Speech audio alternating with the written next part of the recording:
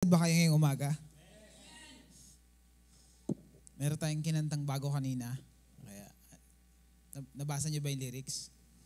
Hindi pumapalpak si Lord. Right? He won't fail. He won't fail you. Dahil siya ay Diyos na makapangyarihan. Amen. So, sabi dun sa lyrics ay, He is faithful through generations. So, why would He fail now? Diba? So, kaya kung ikaw ay nagdududa na gikilos kaya ang Lord sa buhay ko, mararanasan ko kaya siya? Well, sabi ng Biblia, He will. He will move into your lives and siya ay hindi siya pumapalpak. Kagaya natin, diba? Tayo, pumapalpak tayo. Pero ang Diyos, hindi siya pumapalpak. Kaya we keep our gaze, we keep our eyes on Him. Amen. Dahil kapag doon ka nakatingin sa Kanya, kapag hindi palagi ka nakatingin sa Diyos na nagtatagumpay, ang tendency mo ay magtagumpay din. Kapag palagi kang nakatingin sa sarili mong palagi pumapalpak, paulit-ulit kang papalpak. So, kung saan tayo nakatingin ay napakahalaga. Kaya, di ba, huwag na tayo magtiwala sa sarili nating lakas. Sabi nga, we are not held by our own strength, but by His strength. Amen? Amen? Di ba? Nung this week, may narinig ako na sabi ng isang pastor, lahat naman tayo yung makasalanan. Biglang yung isipan ko ay nagkumontra. Dahil hindi. Nagkakasala tayo, pero hindi tayo makasalanan. Dahil ang basihan ng ating pagiging pinabanal ay hindi sa ginagawa natin, kundi dahil sa ginawa niya. Dahil hindi natin kayang maging banal. Diba? Ang katotohanan, hindi natin kayang maging banal. Pero dahil yung basis, pakisabi, yung basis ng pagiging banal natin ay nakadepende sa ginawa niya, then we can say we are holy, right? We are made holy. Ginawa tayong banal. Hindi natin ginawa yung sarili nating banal, kundi tayo ay ginawang banal dahil sa ginawa ni Kristo doon sa cross. Tama? And syempre, nagkakasala tayo dahil magkaiba yung ating spiritual rebirth doon sa ating mental renewing. Ulitin ko yan. Dalawang magkaibang bagay. Nung tinanggap natin si Lord, ang sabi ng Biblia, ikaw ay pinabanal. 2 Corinthians 5:21, sabi ng, for He made Him who knew no sin to be sin for us, that we might become the righteousness of God in Him. Amen? Isa pa, sa Galatians 3, verse 13,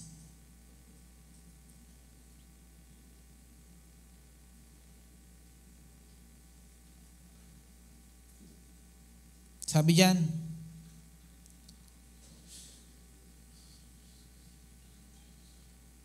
yet Christ paid the full price to set us free. Galatians 3:13, TPT version. Yet Christ paid the full price to set us free from the curse of the law. He absorbed the curse completely as He became a curse in our place. Kita niyo yan? Kinuha niya daw yung sumpa natin. Sinabi ko ba yon? Sabi ng Biblia. Kinuha ni Kristo yung sumpa na para sa atin. Sabi, He absorbed. Kinuha niya. And then sabi John, everyone who is hung upon a tree is cursed. Verse 14. Maganda itong verse na to. Jesus Christ, verse 14. Verse 14 na tayo. Yan. Jesus, our Messiah, or Jesus Christ, sabi doon, Jesus, our Messiah, was cursed in our place, and in so doing, dissolved the curse from our lives. So bakit naniniwala pa rin kayo sa sumpa sa buhay ninyo? Kapag na kay Kristo ka na, ang sabi ng Biblia, ito yung mga bagay na dapat mong kinakabisado sa iyong isipan. Right? Hindi pag mayroong masamang nangyayari, sinumpa na yata ako ng Diyos. Hindi, sabi niya, dahil sa kanyang ginawa doon sa cross, kanyang inalis yung sumpa sa ating mga buhay.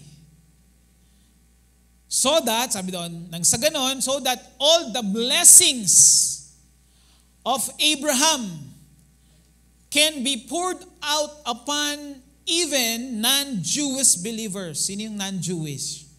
Ikaw at ako yon. And now God gives us the promise of the wonderful Holy Spirit who lives within us when we believe in Him. Nakita nyo kung anong ginawa ni Kristo sa buhay natin? Right? Kung hindi kayo titingin sa salita ng Diyos, hindi nyo malalaman yan. Right? Kung palagi kayo nakatingin sa inyong weaknesses, sa inyong kahinaan, sa ating kawalan, then hindi natin malalaman, ay inalis na pala ng Diyos yung sumpa sa buhay ko. Kaya hindi ko na pala dapat paniwalaan yung mga malas sa aking buhay dahil kay Kristo inalis niya yung sumpa. At hindi ko sinabi yun ng salita ng Diyos. Inalis niya yung sumpa nang sa ganon, anong dahilan? Yung pagpapala. Hindi ba kayo masaya doon? Di ba? The blessings of Abraham, right? Pag binasa niyo yung buhay ni Abraham, alam niyo ba yung buhay ni Abraham? Di ba? Yung buhay, kung babasahin sa Genesis, yung buhay ni Abraham ay buhay na merong pabor. Di ba? Nagsinungaling siya kay Pero. Sinong sinumpa ni Pero? Ay, sinong sinumpa ng Diyos? Si Abraham ba? Sino? Si Pero, right? Anong nangyari? Naging barren, naging baog yung mga yung mga asawa doon. Dahil sa ginawa niya kay Abraham. Nakita niyo gaano katinding pabor yun? Di ba? Sabi ni Abraham, kapatid ko to si Sarah. Pero ang totoo, asawa niya, right? Half truth is a lie, right? Pero dahil sabi ng Biblia, bago niya tawagin si Abraham, diniklara niya ng pinagpala si Abraham. At kaya nung naglakad si Abraham sa kanyang buhay, kahit na siya ay nagkakamali, hindi tinitignan ng Diyos yung pagkakamali ni Abraham. Ang tinitignan ng Diyos ay yung kanyang salita. Kaya sabi ko sa inyo, pag naiintindihan niyo kung gaano kahalaga yung salita ng Diyos sa Diyos, then talagang yayakapin mo na yung salita niya. Dahil ang ginagawa niya yung sinabi niya. Sabi niya sa Genesis 12, verse 1, basahin natin yon. Ito yung unang pagtawag kay Abraham. Makikita niyo kung ano yung pangako niya dyan. Sabi diyan, now the Lord had said to Abraham, get out of your country, from your family, and from your father's house, to a land that I will show you. Verse 2. And I will make you a great nation. At para sa inyong information, si Sarah ay matanda na at baog pa, at si Abraham ay matanda na. Kung iniisip nyo ang impossibility sa buhay ninyo, isipin nyo yung diniklara ng Diyos kay Abraham. Sabi ng Hebrews or ng Romans ba? Basta nasa Bible, against all odds, Abraham believed God. Romans 4. At sabi diyan, I will make you a great nation. Ano sabi? I will bless you. So bago pa maglakad si Abraham sa plano ng Diyos, diniklara na siyang pinagpala. Kaya, yun yung basihan, yun yung basis. Pakisabi ulit, basis. Yun yung basihan kung bakit palaging pinapaboran si Abraham sa buhay niya. Dahil hindi si Abraham ang nagdesisyon na siya ay pagpalain, kundi ang Diyos. Kaya nung nagsinungaling siya kay Pharaoh, hindi binali ng Diyos ang kanyang pangako na I will bless you. Right? At pag-alis ni Abraham, sabi nung Pharaoh, ba't di mo sinabi na isa ka palang propeta? Kaya pag-alis ni Abraham dun sa Egypt, siya ay may daladalang sangkatutak na camel, sangkatutak na mga flax. At yun yung unang bunga nung deklarasyon ng Diyos kay Abraham na I will bless you. Ang binasa natin kanina sa Galatians, kinuha ng Diyos yung sumpa sa atin, kinuha ni Kristo yung sumpa para sa atin, nang sa ganon, mapunta sa atin yung pagpapala ni Abraham. So mga kapatid, bago ka pa pumasok sa isang business, bago ka pa maging teacher, bago ka pa maging doktor, bago ka pa maging nanay, bago ka pa maging tatay, kapag nakipag-isa ka na kay Kristo, ang sabi ng Biblia, ikaw ay pinagpala. At hindi lang yan tungkol sa pera. Right? Alam natin sa kaharian ng Diyos, yung pera yung pinakahuli. Least in the kingdom of God, yung pera. Ang importante, binanggit nun kanina sa Galatians, binigay ng Diyos ang kanyang banal na espiritu. At anong dahilan? Para patuloy mong malaman kung ano yung meron ka sa Kanya. Amen? At pag yan ang mineditate mo sa buhay mo, yung Galatians, sabi dyan, tuloy natin to, pero wag natin bitinin si Abraham. Tuloy natin. Hindi ko pa natapos yung verse 2. Verse 2 muna. I will bless you and make your name great, and you shall be a blessing. Ano pinag-uusapan natin? Helpmate. Right? Huwag lang tayo huminto na, yes Lord, salamat, inalis mo yung sumpa at binigay mo sa akin yung pagpapalang binigay mo kay Abraham. Pero sabi doon, hindi lang siya pinagpala. Sabi doon, you will be a blessing. You will be a blessing. So isa yun sa mga mandate din natin. Amen? Pero ang first ay maintindihan mo na ikaw muna ang pinagpala.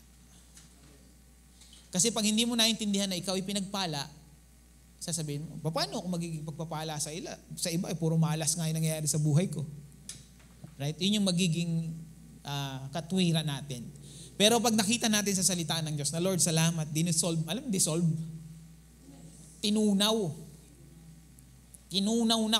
Kung meron kang bukol, tinunaw na. Tinunaw, inalis yung bukol ng sumpa sa buhay natin. Yun yung cancer na nagpapahirap ng buhay natin. Yung bukol ng sumpa, inalis, dinisolve ni Kristo dahil doon sa cross. Nang sa ganon, yung pagpapala ni Abraham ay mapunta sa atin. Ano yung pagpapala ni Abraham? You will be a great nation. You will be blessed and you will be a blessing. Amen? Next verse. I will bless those who bless you, and I will curse him who curses you. Sino daw ang susumpa sa mga sumusumpa sa atin? Ang Diyos. Kaya pag sinumpa mo yung sumusumpa sa'yo, hindi na masusumpa ng Diyos yun. Dahil hindi yun yung design niya. Pag ikaw ang gumante, siya nag-aaway sa'yo, hindi na magagantihan ng Diyos yun. Dahil hindi yun yung design niya. Sabi niya, I will bless those who bless you, and I will curse him who curses you. So kapag hinayaan mo na ang Diyos ang kumilos sa buhay ng mga taong sumusumpa sa iyo, ang sabi ng Biblia,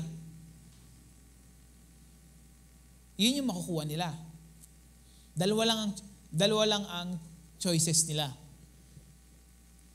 Una, makuha nila yung sumpa dahil sinumpa ka nila, or tanggapin nila si Kristo para mapunta rin sa kanila yung pagpapala ni Abraham. Right? Siyempre, pipiliin natin, tanggapin din nila si Kristo. Amen? Dahil tayo ay pagpapala. Hindi tayo tagabigay ng sumpa. Right? So, that's why we take pity on those who persecute us. Hindi tayo nagagalit. Hindi tayo nagbibigay, nagtatanim ng sama ng loob sa mga sumusumpa sa atin. Dahil alam natin na ang Diyos ang gaganti para sa atin. At ayaw natin yun. Dahil ang gusto ng Diyos ay pagpalain ng mga tao through you and me. Kaya kapag may nang-aaway sa inyo, wag niyong hayaan yung emosyon ninyo ang mag-arise, kundi yung awa ng Diyos. Dahil kayo ay pinagpala. Huwag niyong kakalimutan yung inyong posisyon na pinagpala.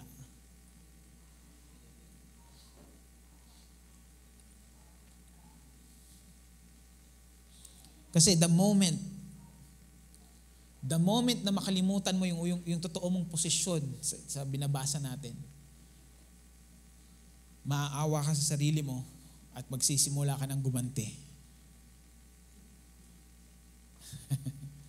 Pag naawa ka sa sarili mo, palagi na lang kong inaapin nito Kawawa naman ako. Well, ayon sa salita ng Diyos, yes, may susumpa sa'yo. Yes, may magpe-persecute sa'yo. Yes, merong tribulation sa lupa. Yes, the rain came and the wind blew. But my house is founded on you. Sabi nung kanta natin kanina ba?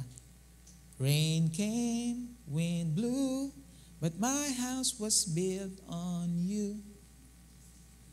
Amen? So, hindi natin tinitignan yung mga ginagawa ng mga tao ng kaaway sa atin, kundi tinitignan natin palagi yung sinasabi ng salita at napakaganda ng sinabi ng ginawa ni Kristo para sa iyo at para sa akin. At doon pa lang nakita natin, right? Yung sumpa, di ba? Yan ang iniiwasan ng lahat, yung sumpa. Di ba? Bakit ang mga tao ay naniniwala sa pungsoy? Bakit ang tao ay naniniwala sa pamahiin?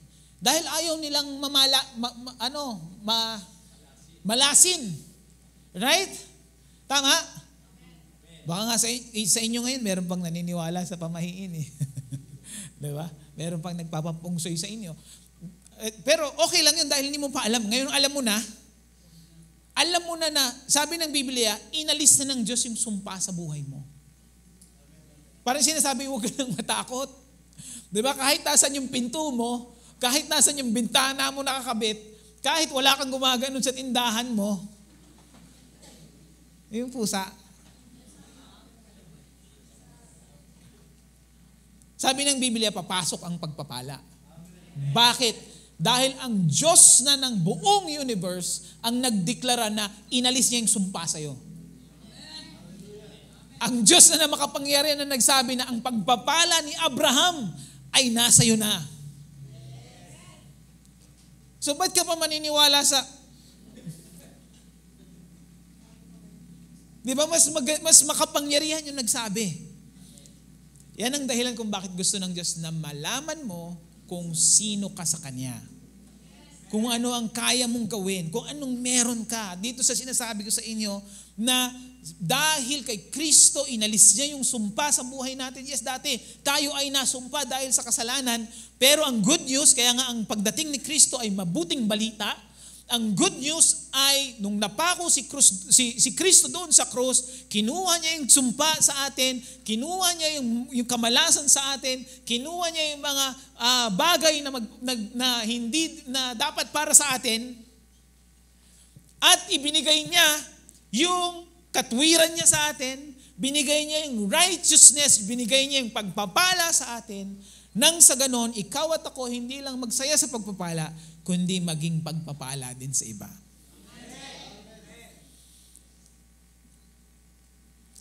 Mga kapatid, ito yung magbibigay sa inyo ng stability sa buhay. Dahil lahat ng meron tayo, maiintindihan lang natin yan kapag tayo ay na kay Kristo. Sabi sa Ephesians, okay na tayo sa blessing? Naniniwala na kayo? Na pinagpala kayo? Right? Inalis na yung sumpa. Wag niyo, 'di ba? Wag niyo nang papalabasin sa inyong mga bibig na malas ko naman. Pag ganun ang sinasabi mo, ninanalify mo yung ginawa ni Kristo doon sa krus, sa buhay mo personally. Kaya wag. Right? Kaya kagaya nung sinabi nung pastor, lahat naman tayo makasalanan. Biglang nag-arise yung aking isipan. Hindi ko na siya kinumpronta kasi baka magdebate pa kami. Sa isip ko, hindi. Yes, nagkakamali tayo pero hindi tayo makasalanan. Dahil sabi niya, inalis niya eh. Right? Pag sinabi ng Diyos na inalis, huwag ka nang makipagtalo.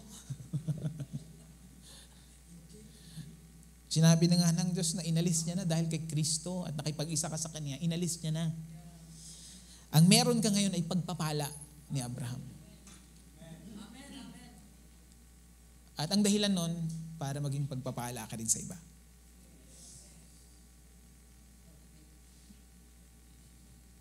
Amen? Doon pa lang pwede na tayo umuwi alam niyo ba?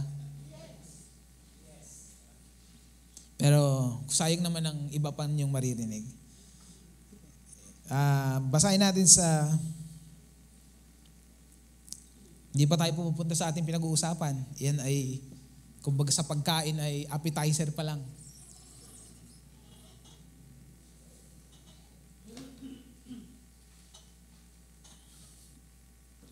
Colossians 1:17 sa Message translation.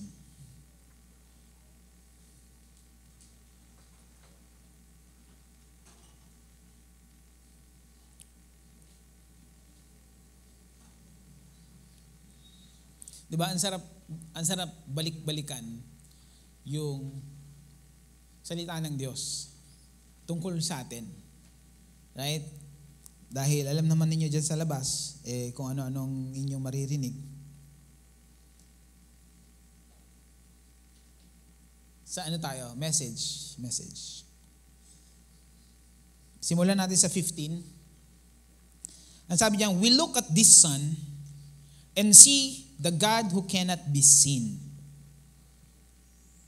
So pag tumingin daw tayo kay Kristo sa salita niya, yun ang ibig sabihin nun. Hindi yung picture ni Kristo sa mga dingding natin, hindi rin yung taong nakadipa dun sa cross natin sa bahay. Ang tinutukoy niyan ay sa salita niya. Dahil si Kristo ang salita. Sabi doon, the Word became flesh. At si Kristo yung tinutukoy nun. We look at this sun, pag tinignan daw natin ang salita ng Diyos, nakikita natin yung Diyos na hindi nakikita. So kapag meron ako nabasa, minsan kailangan nating ipikit ang ating mata para mas makakita tayo ng malinaw. Minsan kailangan nating takpan yung ating tenga para mas makarinig tayo ng mas maliwanag. Ano ibig sabihin nun? Ibig sabihin nun ay kailangan mong tumingin sa ibang paningin. At kapag tinignan mo ang salita ng Diyos, sabi dito, makikita mo daw yung Diyos na hindi nakikita. And then sabi doon, we look at this sun and see God's original purpose in everything. So kahit yung 5 piso mo dyan sa bulsa, may purpose yan. Pero hindi mo malalaman yan kung wala ka kay Kristo. Palagi natin, sabi ng isang magaling na teacher, na pastor, sabi niya, kapag hindi mo alam yung purpose ng mga bagay, yun ay iyong ma-abuse. Kapag hindi mo alam ang layunin ng mga bagay na meron ka, mami-misuse mo at ma-abuse mo.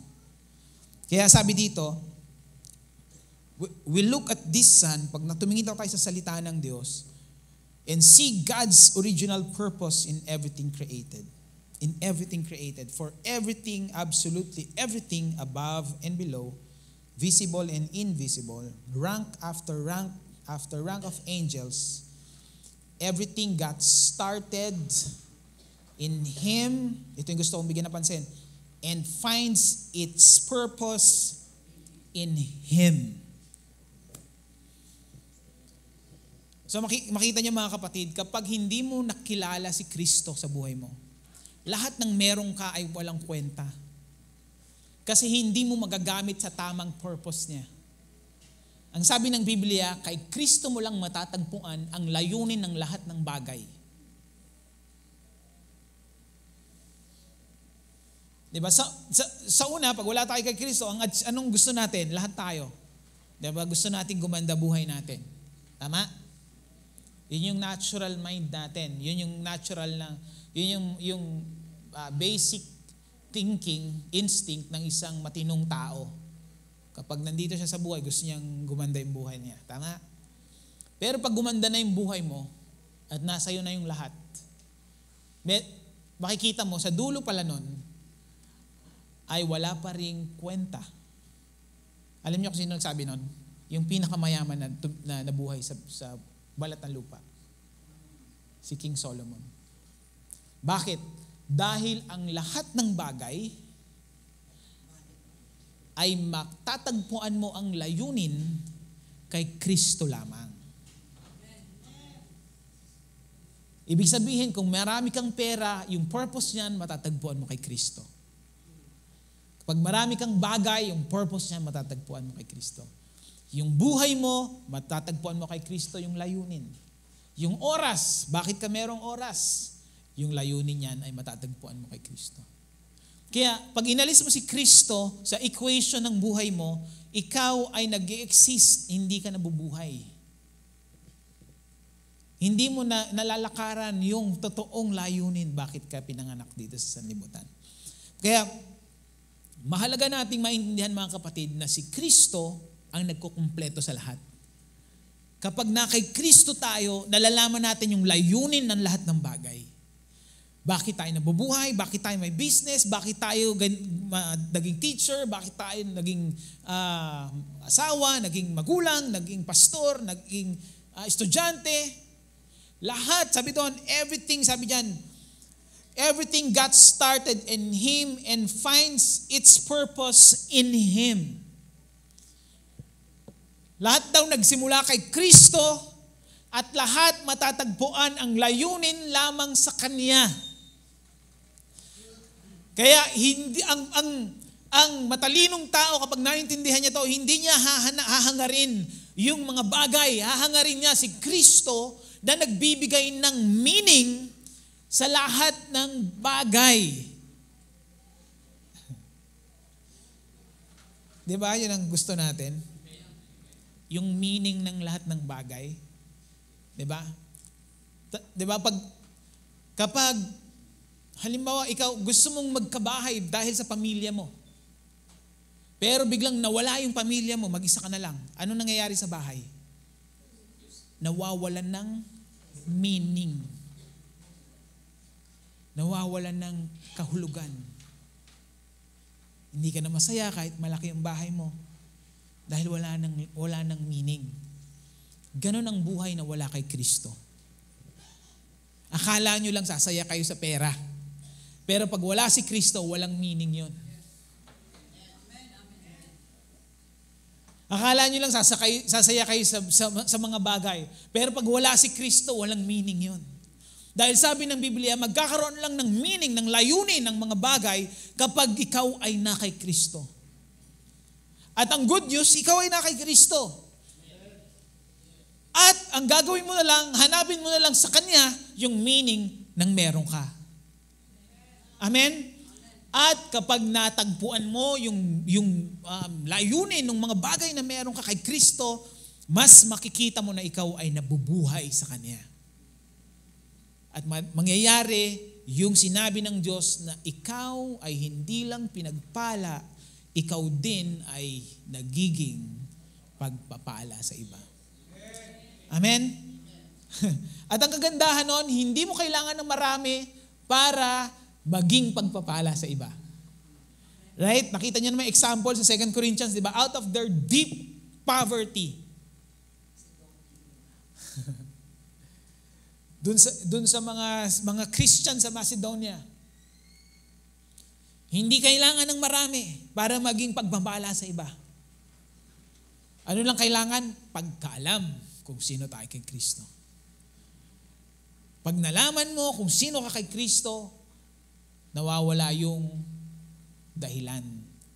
Nawawala yung excuses. Nawawala yung, pastor, di ko kaya. Pastor, nawawala lahat yon kapag nakilala mo kung sino ka kay Kristo. Amen? At yan ang katayuan ng kanyang katawan. So ang ating pinag-uusapan ay helpmate, pagiging pagpapala, pagiging tulong sa iba. Right? Dahil alam natin na tayo ay tinulungan ng Diyos. Tama ba? Kasi pag ganito yung pagkakaiba ninyo sa ibang Kristiyano. Naiintindihan nyo na kayo ay helpmate, kayo ay tulong. Right? Kaya yung ibang mga naniniwala kay Kristo ay hindi makatulong dahil nag-aabang sila ng tulong sa Diyos. Dahil hindi nila binasa sa salita ng Diyos yung Galatians na sinabi ko sa inyo kanina. Na ang sabi, dinisolve na ng Diyos yung sumpa. Dinisolve na ni Kristo yung sumpa. Nang sa ganon, yung pagpapala ni Abraham ay mapunta sa inyo. At ginawa na ni Kristo, dinisolve niya na 2,000 plus years ago. Right? At nung tinaniwala ka kay Kristo, yung pagpapala ni Abraham ay napunta na sa iyo. Ano yung pagpapala ni Abraham? Yun ay hindi bagay. Naintindihan niyo yan? Yun ay hindi bagay. Yun ay tatak na tinatak ng Diyos sa kanya. Na kahit saan siya magpunta, siya ay pagpapala. Pag pumunta siya sa Egypt, siya ay lumalabas yung kanyang tatak. Ano yun? Pinagpala. So, bunga ng pagpapala sa kanya ng Diyos, yung mga bagay na nakuha niya. Ulitin ko yun, bunga ng pagpapala. At yun yung hindi mo mabibili.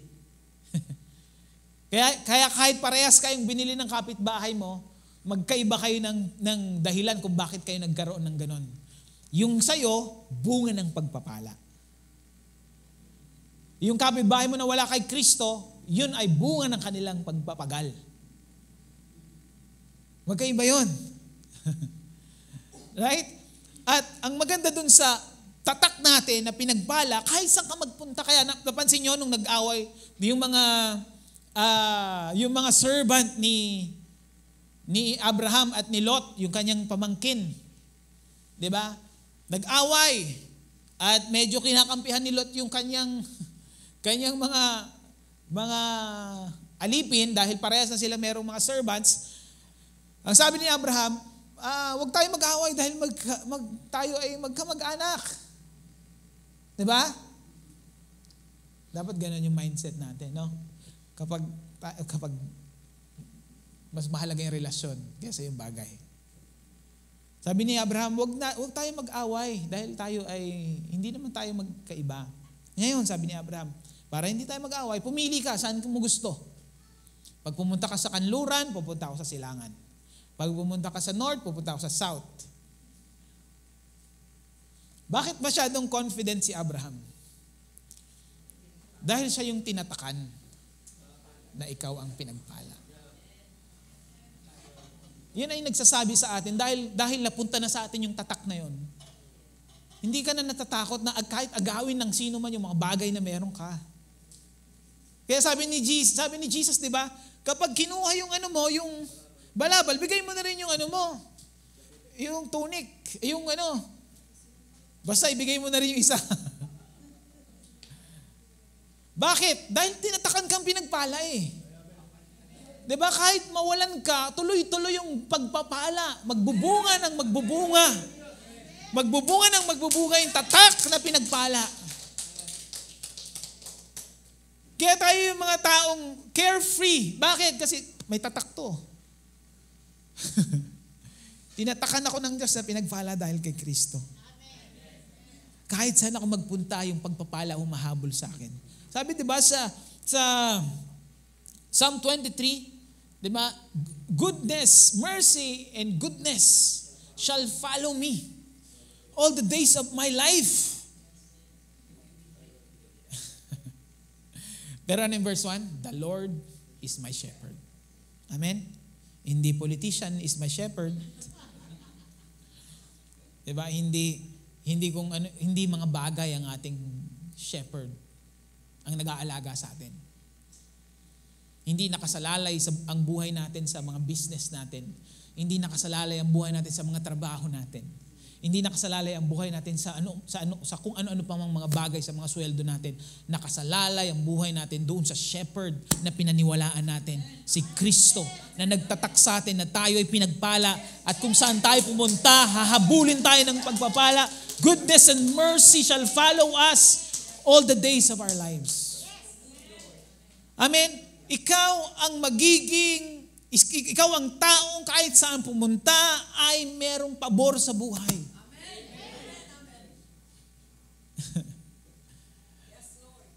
Kaya nga hindi importante kung saan ka pinapunta, ang mahalaga kung sino ang nagpapunta sa iyo. Right? Pag ang nagpapunta sa iyo ay sarili mo lang, yan, matakot ka na kasi ikaw magpo-provide sa sarili mo. Inom muna ako.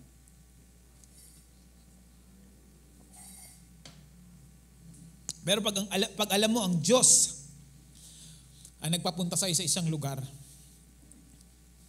matulog ka lang ng mahimbing at magising sa umaga. Yung mga alalahanin ay papasok sa isip, palabasin mo lang sa kabila.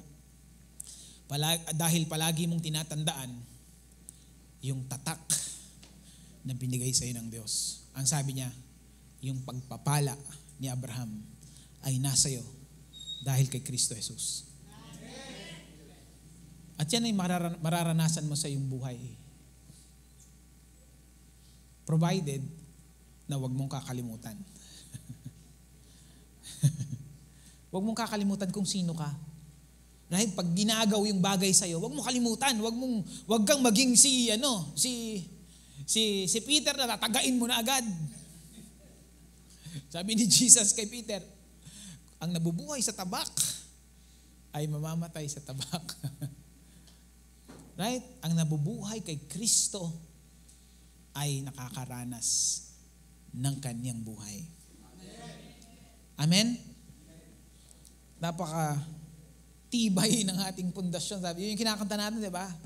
Christ is my firm foundation, the rock on which I stand. Di ba? Ang tibay, mga kapatid, sobrang tibay ng gobyerno ng Diyos. Kaya nga sabi ko sa inyo, mas tumingin kayo sa gobyerno niya. Dahil sa gobyerno natin, diba, ang best way to help our government is to stand on the government of God. Amen. Kapag tumayo tayo doon sa posisyon natin kay Kristo, sigurado maapektuhan natin yung paligid natin. Hindi natin maapektuhan yung mga leader natin dahil nandito tayo, pero yung mga taong nasa paligid natin ay naapektuhan natin. Amen. Sila ay makakaranas nung tatak na pinagpala. Sarap, no?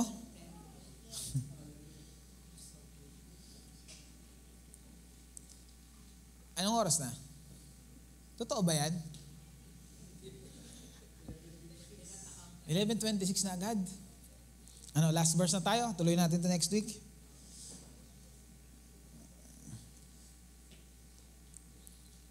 Tandaan natin, huwag nating kalimutan na dapat tayo ay nabubuhay mula doon sa union na meron tayo kay Kristo. Kailangan doon tayo manggagaling sa pagkaunawa na tayo ay isa lang tayo ni Kristo. Amen? Huwag nating hayaan na sinabi ko to nung isang araw, huwag nating hayaan na i-dilute ng sitwasyon yung tapang ng salita ng Diyos sa buhay natin. Amen? Sinasabi ko yun, tapos habang nagbabasa ako kaninang madaling araw, nabasa ko, nasa Bible pala yung sinasabi ko. Sabi sa 2 Corinthians 2:17, TPT version. Siguro nabasa ko na ito dati. Tumatak sa akin, tapos nasasabi ko na unconsciously na nasa salita pala ng Diyos. Sa 2 Corinthians 2:17, basahin natin. Sabi diyan, for unlike so many, we are not peddlers of God's word who watered down the message. Ano yung ibig sabihin, water down the message? Alam niyo yan? Ang ibig sabihin ay, through our experience, nilalabnawan natin. Alam niyo yung kape? Sinong mahilig magkape dito? Diba? Pag ayaw niyo ng matapang na kape, dadagdagan niyo ng tubig. Dinadilute niyo, wino-water down niyo, ibig sabihin. Diba? Nilalabnawan niyo. Ganito natin nilalabnawan yung salita ng Diyos. Pag sinabi ng Diyos na tayo ay pinagaling, dahil hindi natin nararanasan yung kagalingan pa, sasabihin natin, ay baka kalooban ng Diyos na ako'y magkasakit. Ang tawag doon, nilalabnawan mo yung salita ng Diyos. Dinadilute mo, wino-water down mo yung message. Hindi, right? Hindi natin dapat gawin yun. Gawin natin kapag sinabi ng salita ng Diyos, we take the word as it is, right? Kahit na maranasan natin o hindi, pag sinabi ng salita ng Diyos, ikaw ay pinagaling, anong gagawin mo? Yes, Lord, pinagaling mo na ako. Period. Hindi ko na lalabnawan yan dahil lang sa aking experience. Right? Pag sinabi ng Diyos, ikaw ay pinagpala, di ba? Kahit pa anong problema ang nararanasan mo, wag mong labnawan yung salita ng Diyos. Pag sinabi ng salita ng Diyos na dinisolve na ni Kristo yung sumpa, kahit nasa gitna ka ng problema ngayon, wag mong labnawan yung salita ng Diyos. Tayuan mo yung sinabi niya. Inumin mo yung matapang na salita ng Diyos na nagsasabi, ikaw ay inalisan na ng sumpa at binigay sa iyo yung pagpapala ni Abraham. Wag mong i-water down yun dahil sa experience mo. At yun ang nangyayari sa atin dati. Dahil sa experience natin, ay baka hindi naman totoo yung salita ng Diyos. Ay baka, yun. Ang tawag doon ay water down. Yung mensahe. We are those hindi daw tayo ganon, pero tayo ay, we are those sent from God with pure motives who speak in the sight of God from our union with Christ. Amen. Nagsasalita daw tayo galing doon sa pakikipag-isa natin kay Kristo. Doon manggagaling yung ating salita. Right? Hindi manggagaling yung salita natin sa experience natin sa mundo. Dahil hindi tayo makakaranas ng salita ng Diyos. Sabi doon, wag nating labnawan yung tapang ng salita ng Diyos sa buhay natin. At magsalita tayo mula doon sa pakikipag-isa natin kay Kristo. Kapag sinabi ni Kristo, tayo ay pinagpala, anong sasabihin mo? Right? Kahit paanong maranasan mo sa mundo, sasabihin mo, Lord, salamat, ako ay pinagpala mo. Dahil hindi mo naman gagawin yung mga nararanasan ko pag yun ang sinabi ko. Ang gagawin mo lang yung salita mo.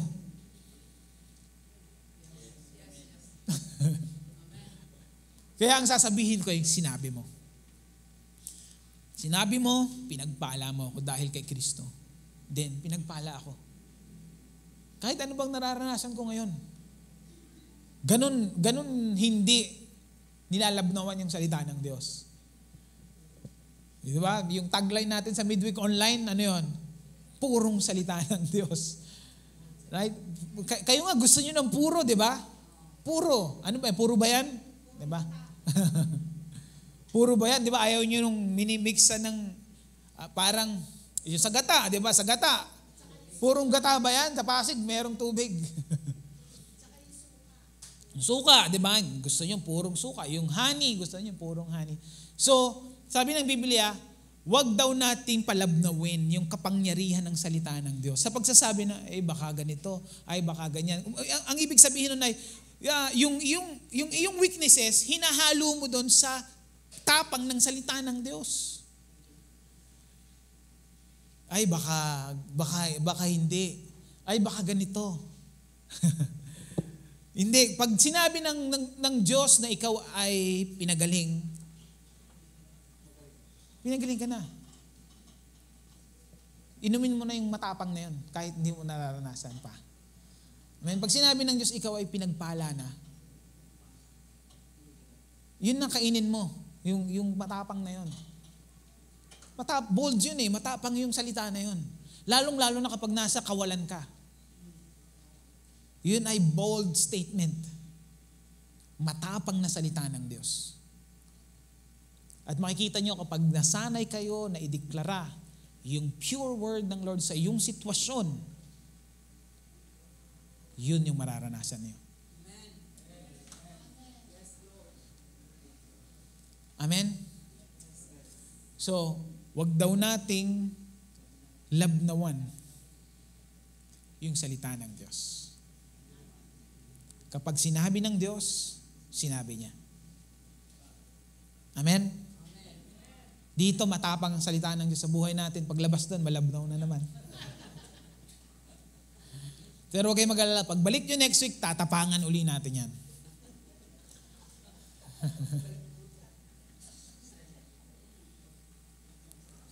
Amen? Amen. So tayo ang katawan ni Kristo at hindi tayo basta-basta.